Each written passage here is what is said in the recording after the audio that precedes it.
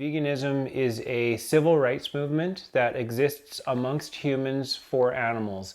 And it is based on the idea that all of the inhabitants of the earth, regardless of what they look like, they have a right to exist and say to raise their families free from oppression, in any manner that they want, and not be confined to anything, or, being treated or in any kind of a poor way, anything other than suffering. You should be able to take your family wherever you want to go and find a place that's peaceful and raise them, and so that is how vegans feel.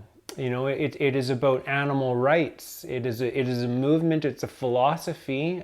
Diet, of course, affects that, because if you're eating animals, then you are a part of that. And so, like, this is the thing: is that vegans, we say, I don't want to be involved in anything that is causing another being suffering, and so I refuse to participate in it. And at the same time, it's like we feel like we have to say something about it, and it's like, because we're suffering along with the animals. That is just how we feel, right? And so, it's a funny one, because it's like, there's opposition to it, in the same way that there was opposition to when, say, African people wanted equal rights, or women wanted equal rights, or even like gay people wanted rights. It's about, civil rights. And it's just, there's people who oppose this, and it's like, I don't need to be black, a woman, gay, or an animal to know within myself that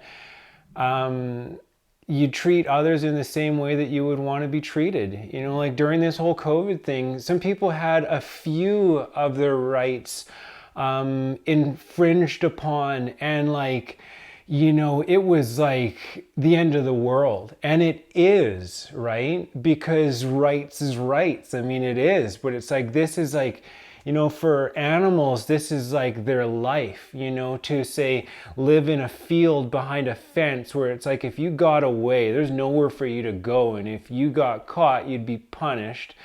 And it's just like, everything is controlled, like your breeding habits are controlled. You're not allowed to just go places. Sometimes there's not like adequate shelter, you can't go and forage for food and eat the things that you want to eat. Like, your life is dictated, and it's hard for me to get over that. I cannot.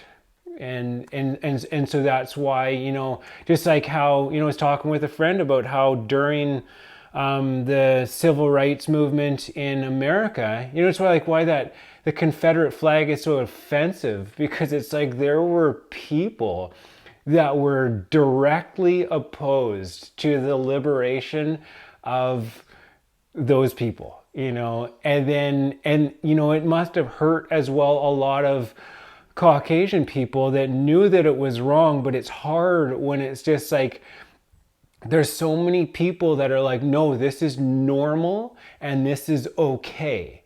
And so then you're like a minority, and it's just like, and the problem too is because, like, so people make money off of the exploitation of animals, a lot of money. And that's the whole point. It's a huge business. We're talking like billions of dollars and whatnot, like all through history. And it's like traditions and things like that. And it's like, so it's tough, you have to have a lot of compassion, you have to have resolve, you have to have patience with all of this kind of stuff. As a vegan, you have to take getting laughed at, being talked down to, discriminated, just like there's something wrong with you.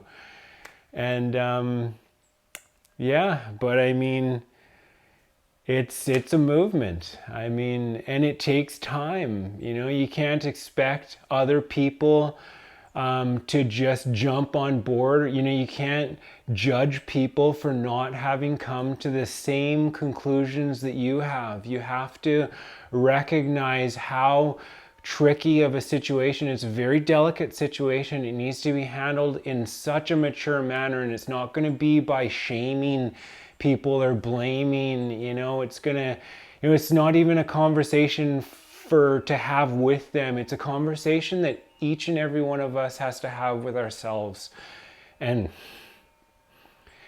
just decide, you know, and to go through a process where you become comfortable with the idea. You know, I think at the end of the day, science is the savior. You know, it spells things out, and it's just like, you know, and it's there, but you know, there's some conflicting evidences on the internet. You know, you look up anything, you can find whatever answer you're looking for to corroborate your story. So it's a tricky one, right? But you know, just all I say is just like, you know, if you're dealing with this as a vegan, you know, I am fairly new to the game. I am 8 years vegan.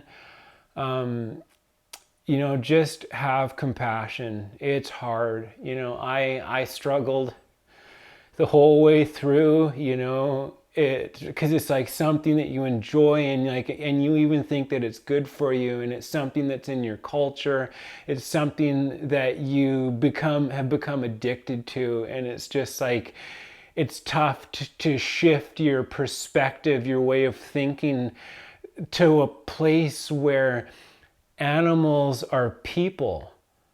You know, they're not things to be exploited or taken advantage of. They are unable to protect themselves against us.